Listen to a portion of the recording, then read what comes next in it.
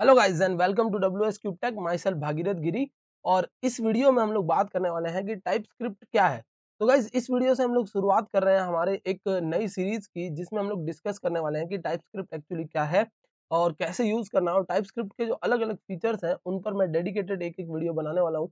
तो हर रोज आपको एक वीडियो मिलेगा, तो आप चैनल को सब्सक्राइब कर लीजिए और बेल आइकन को प्रेस कर लीजिए, ताकि जैसे ही वीडियो अपलोड हो आपके पास नोटिफिकेशन आ जाए। और इन वीडियोस में मैं आपको डीपली बताने वाला हूँ कि टाइपस्क्रिप्ट को कैसे यूटिलाइज किया जाता है। पिछली एक सीरीज में हमने ES6 फीचर्स की बात की थी, आपने वो सीरीज भी देखी होगी, जिसमें हम लोगों ने एक एक फीचर की बात की कि ES6 क्या है। तो गाइस इस वीडियो में पहले हम लोग समझ लेते हैं कि टाइपस्क्रिप्ट क्या है और क्यों यूज किया जाता है। फिर आपको फर्दर वीडियो में और भी चीजें अच्छे से समझ में आएगी। तो चलिए देखते हैं सबसे पहला कि टाइपस्क्रिप्ट है क्या। तो गाइस टाइपस्क्रिप्ट और जावास्क्रिप्ट दो वर्ड्स एक दूसरे के सिमिलर वर्ड्स आपको लगते हैं। तो जो टाइपस्क्रिप्ट है वो एक सुपर सेट है जावास्क्रिप्ट का। जी हाँ, जावास्क्रिप्ट से ही बन के निकली हुई ही है ये टाइपस्क्रिप्ट, जिसको माइक्रोसॉफ्ट ने डेवलप किया है। और जैसे ही इतनी बड़ी कंपनी का नाम आता है, आप लोगों को एक चीज की श्योरिटी हो जानी चाहिए कि अगर इस टाइप की कोई लैंग्वेज आप सीख लेते हो तो आपका स्कोप किस हद तक चला जाता है। क्योंकि टाइपस्क्रिप्ट को गूगल भी यूज करता है और बड़ी बड़ी कंपनीज यूज करती है टाइपस्क्रिप्ट को अपने प्रोडक्ट्स को बनाने के लिए या अपने एप्लीकेशंस को बनाने के लिए। बट ये जो सुपर सेट है, वो सुपर सेट रिप्रेजेंट क्या करता है।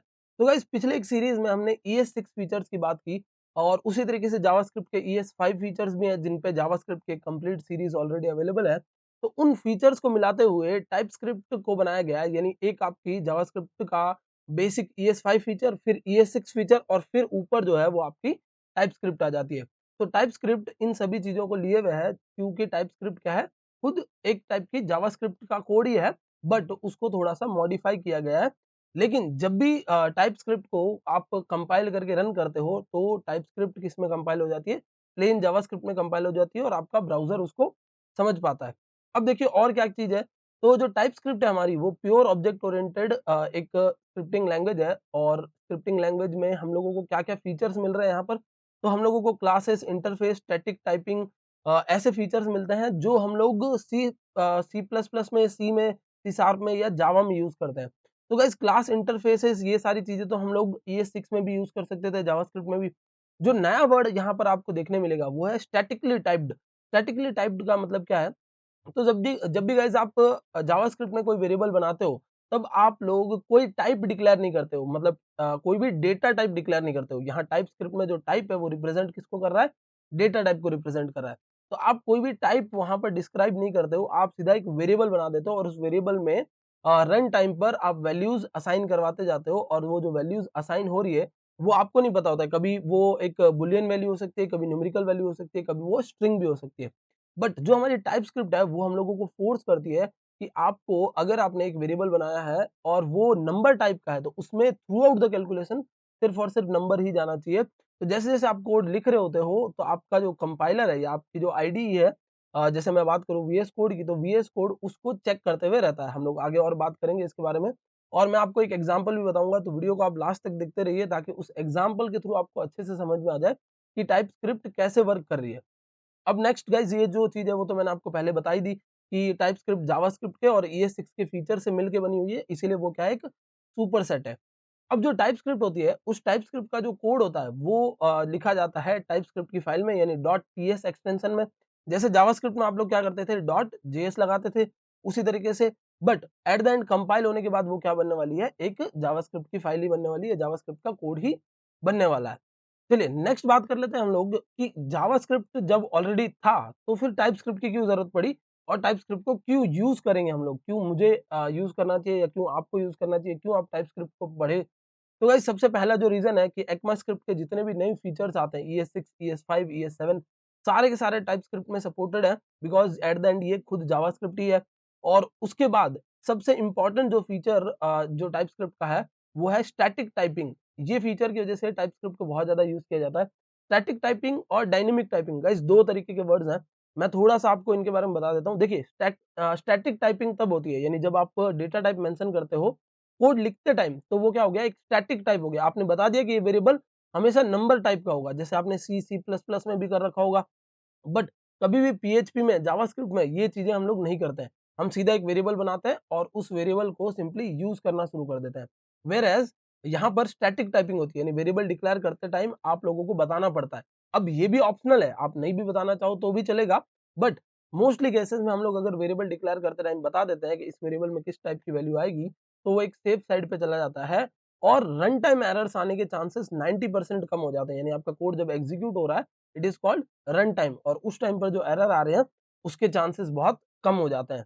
तो गाइज, और दूसरा जो फेज मैंने आपको बताया स्टैटिक और डायनेमिक। डायनेमिक में क्या होता है कि कोड एग्जीक्यूट होते टाइम उसको बताया जाता है कि अब कौन सा डेटा टाइप यूज करना है। तो ये दोनों में डिफरेंस है, और टाइप स्क्रिप्ट हम लोग इसीलिए यूज करते हैं बिकॉज यहाँ पर स्टैटिक टाइपिंग होती है। Then type interfaces. अब आप लोगों को लगता होगा कि हमारे पास जितने टाइप्स है, जैसे अगर मैं बात करूं बुलियन है, हमारी स्ट्रिंग है, नंबर है, तो फ्लोट है, ये सारी चीजें क्या है, फिक्स लिमिटेड है। और सपोज मैं कोई ऑब्जेक्ट पास कर रहा हूँ या किसी वेरिएबल में कोई ऑब्जेक्ट असाइन करवा रहा हूँ, तो उस केस में क्या होगा, तो उस केस में भी आप टाइप इंटरफेसेस बना सकते हैं, और टाइप इंटरफेसेस की मदद से आप अपना एक कस्टम डेटा टाइप भी वहां पर डिफाइन कर सकते हैं। फिर गाइस नेक्स्ट बात करते हैं, नेक्स्ट रीजन जो है वो ये है कि आप जब किसी भी आईडी पे काम कर रहे हैं, मतलब आप वीएस कोड जैसी अगर एक एडवांस इंटीग्रेटेड डेवलपमेंट एनवायरनमेंट पे काम कर रहे हैं, तो वो आपको साथ साथ में सजेस्ट करता जाएगा। जब भी आप कहीं एक एरर क्रिएट करेंगे तो वो आपको वहां रिप्रेजेंट करता जाएगा। एक और रीजन गाइस जो यहाँ पर लिस्टेड नहीं है, वो ये है कि आपको टाइप स्क्रिप्ट का जो डेवलपर कम्युनिटी सपोर्ट है वो भी बहुत बड़ा मिलता है। तो डेवलपर कम्युनिटी सपोर्ट अगर किसी लैंग्वेज का बड़ा होता है, तो उसका एक प्लस पॉइंट ये होता है कि आप किसी भी एरर में या किसी भी बग में बहुत लंबे टाइम तक फंसे हुए नहीं रहते हो। अगर आपको कोई भी नया फीचर जानना होता है, तो आपको बहुत ज्यादा टाइम वेट नहीं करना पड़ता, आप इजीली नेट पर सर्च करके, इंटरनेट पे सर्च करके उस चीज को निकाल सकते हो। देन स्टैटिक नल चेकिंग। अब देखिए गाइस, जब हम लोग टाइप कर रहे हैं या जब हम लोग कोड लिख रहे हैं, उस केस में कभी अगर मैंने कहीं पर कोई एरर जो है वो छोड़ दिया, कोई ऐसा बग छोड़ दिया, सपोज मैंने किसी ऑब्जेक्ट के किसी की को एक्सेस किया, किसी डेटा को एक्सेस किया, बट वहां तो कोई की थी नहीं, या उस की में कोई डेटा था ही नहीं, तो जावास्क्रिप्ट इसको चेक नहीं करता, वेयर एज हमारा जो टाइप स्क्रिप्ट है वो इसको चेक करता है। अभी मैं आपको कोड के थ्रू लिख के भी बताऊंगा। और फिर है ये जावास्क्रिप्ट जो है वो टाइप स्क्रिप्ट जो है वो एट द एंड क्या होती है, जावास्क्रिप्ट में कन्वर्ट हो जाती है। तो आप बड़े-बड़े एप्लीकेशंस जो जावास्क्रिप्ट में बने हुए हैं, उनको भी टाइप स्क्रिप्ट में कन्वर्ट कर सकते हो। अगर आप चाहो तो धीरे-धीरे उनको, उनके कोड को टाइप स्क्रिप्ट में कन्वर्ट किया जा सकता है। ऐसे करती भी है बहुत सारी कंपनीज जो अपने ओल्ड कोड होते हैं जावास्क्रिप्ट के, उनको टाइप स्क्रिप्ट में कन्वर्ट करवा लेती है। और सबसे लास्ट एंड मोस्ट इम्पोर्टेंट जो पॉइंट है वो है लार्ज स्केल एप्लीकेशन बनाना।